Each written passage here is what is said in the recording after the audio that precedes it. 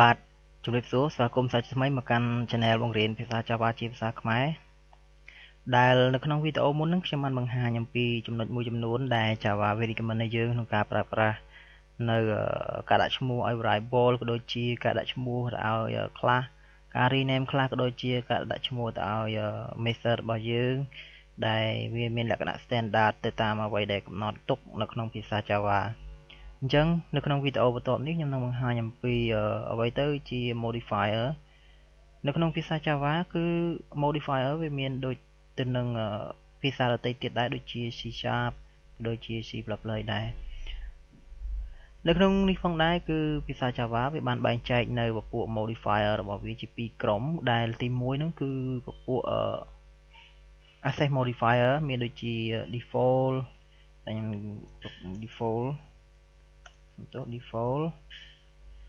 default private ហើយ protected នេះ protected អូខេហើយនឹង public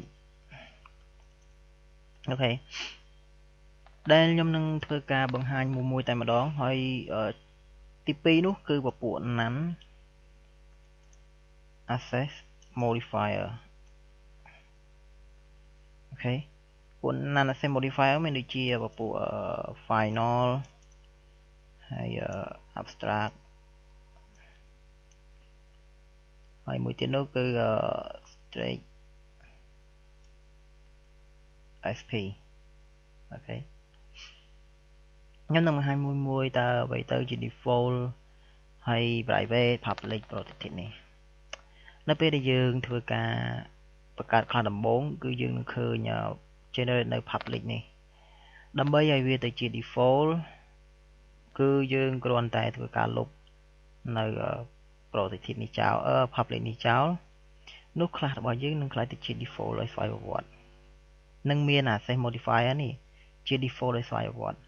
អញ្ចឹង default វាមានន័យថាម៉េចទៅគឺវាអាច access តែនៅក្នុង scope នៃ application របស់យើងនឹងទេគឺវាមិនអាច visible ទៅកាន់ application ដទៃទៀតបានទេតែពេលដែលយើងធ្វើការ import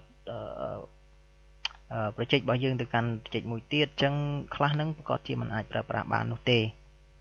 គឺវាបែបហ្នឹងហើយមួយទៀតនោះគឺតកតងជាមួយនឹង private នេះគឺជាលក្ខណៈរបស់ member របស់ class គឺវាអាចប្រើប្រាស់បានតែនៅក្នុង block នៃ class របស់វានឹងទេគឺថាខ្ញុំមាន class example អញ្ចឹងគឺ member ហ្នឹងគឺអាចប្រើប្រាស់ទៅក្នុង block នៃ class ហ្នឹងទេវាអាចប្រើប្រាស់ទៅក្នុង class example 2 example day 1 អីនេះទេអញ្ចឹងគឺបែបហ្នឹងឯងតែខ្ញុំមាន class variable មាន variable មួយឈ្មោះថា a នេះគឺវាជា member របស់ class example នេះវាប្រើបាននៅក្នុង block នៃ class ហ្នឹងតែម្ដងគឺវាមិនអាចប្រើប្រាស់ឆ្លងនៅក្នុង class ផ្សេងទៀតអូខេហើយមួយទៀតនេះគឺ protected integer b អូខេ protected នេះគឺវាអាច access បានលើគ្រប់ខ្សែស្រឡាយរបស់វាគឺបើយើងនិយាយប្រៀបធៀបជាមួយនឹងក្រុមគ្រួសារគឺបងប្អូនយើងតែម្ដងគឺប្លុកនៃក្រុមគ្រួសាររបស់យើងគឺយើងអាចប្រើប្រាស់ចានឆ្នាំងឬក៏ប្រើប្រាស់នៅរបស់ប្រើប្រាស់មួយចំនួននៅក្នុងប្លុកនៃគ្រួសារយើងនឹងរួមគ្នាបានអញ្ចឹង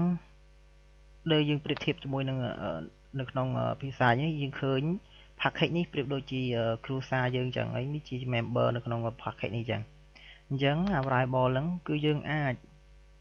visible មានន័យថាយើងអាចមើលឃើញនៅក្នុង class example 03នេះហើយនិង example 01នេះដូចគ្នាគឺយើងអាចមើលឃើញបាននៅពេលដែលយើងបង្កើត object ចេញពី class example នេះដោយឡែក private នេះយើងមិនអាចមើលឃើញទេដោយសារតែវាជា member របស់ class នេះអញ្ចឹងដូចនៅក្នុងនេះគឺមួយទៀតផងដែរគឺ public យើងមិនបាច់និយាយវាទេព្រោះយើងដឹងស្រាប់ហើយថា public របស់ជាសាធារណៈអ្នកណាក៏អាចមើលឃើញដែរអញ្ចឹងយើងមិនចាំបាច់និយាយច្រើនជាមួយវាទេគឺយើងអាចមើលឃើញគ្រប់ទៅ package ហើយយើងអាច access ទៅខាងក្រៅនៃ application ទៀតបែបហ្នឹងឯងហើយយើងនឹងនិយាយទៅមកដល់ពពួក final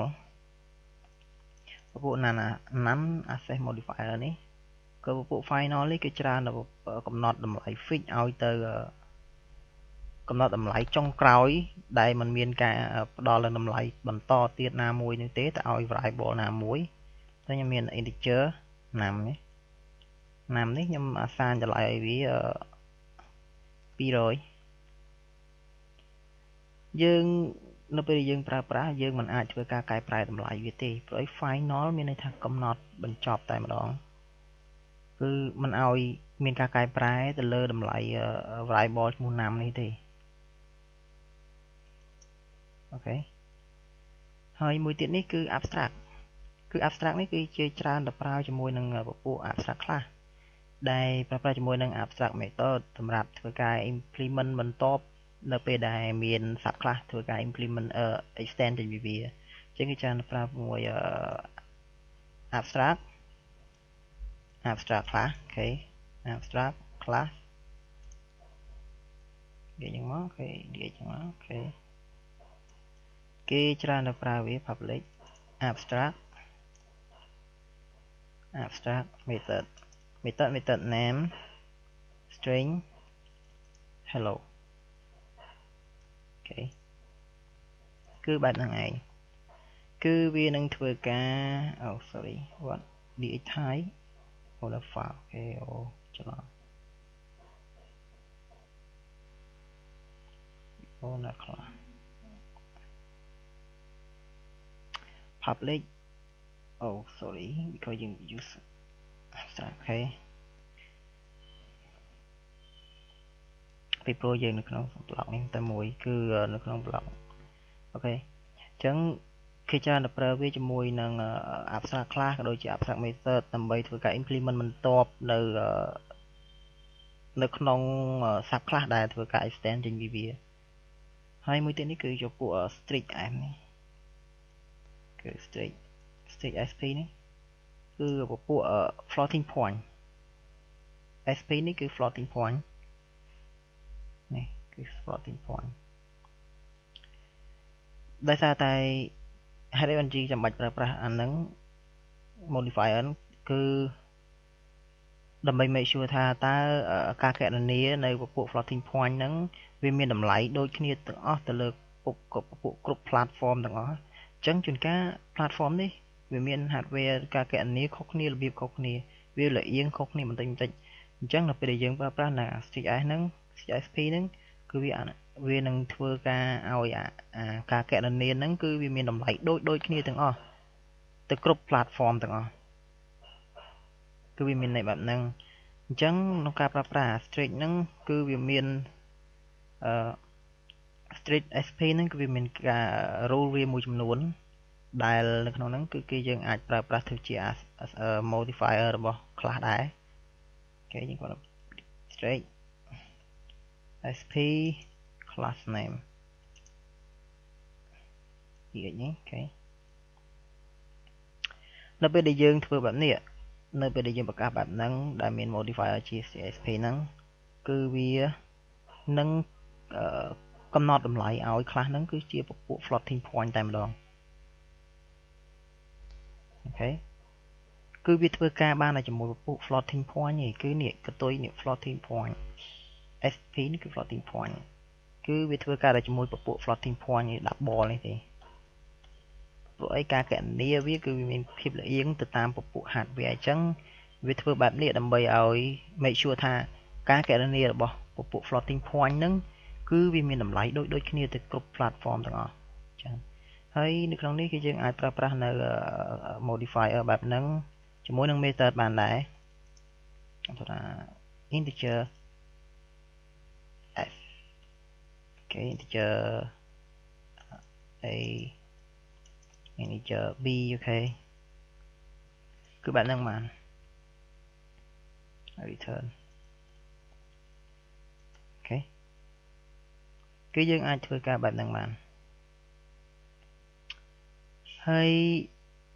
modifier នេះគឺយើងមិនអាចប្រើប្រាស់ជាមួយនឹង constructor ទេនេះគឺជា rule មួយដែល Java វាកំណត់ cannot use with constructor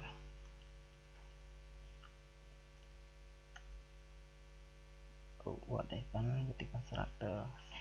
ហើយបងchange constructor អូខេ វាអត់អាចប្រើប្រាស់ជាមួយនឹង constructor ទេ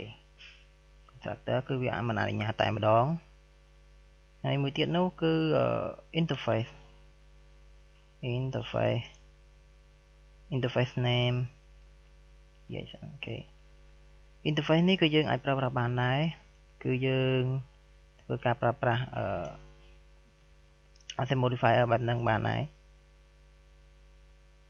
គឺវាអនុញ្ញាតឲ្យប្រើប្រាស់បាន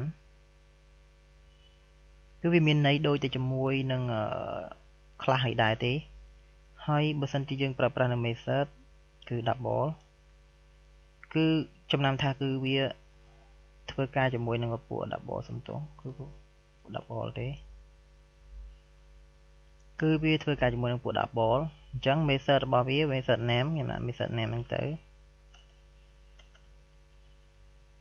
method name នេះគឺយើងមិនអាចប្រើប្រាស់string sp នេះដាក់ជាមួយនឹងនៅពីមុខ double នេះបានទៀតទេយើងចាំយើងដឹងហើយថា interface គឺនៅពេលដែលយើងបង្កើតគឺវាយក default របស់វាគឺយកដូចទៅនឹង modifier របស់ឈ្មោះ interface ចឹងអញ្ចឹងយើងមិនចាំបាច់ដាក់នេះទៀតទេវាអាច duplicate គ្នាអញ្ចឹងអូខេយើងអាចយល់បាន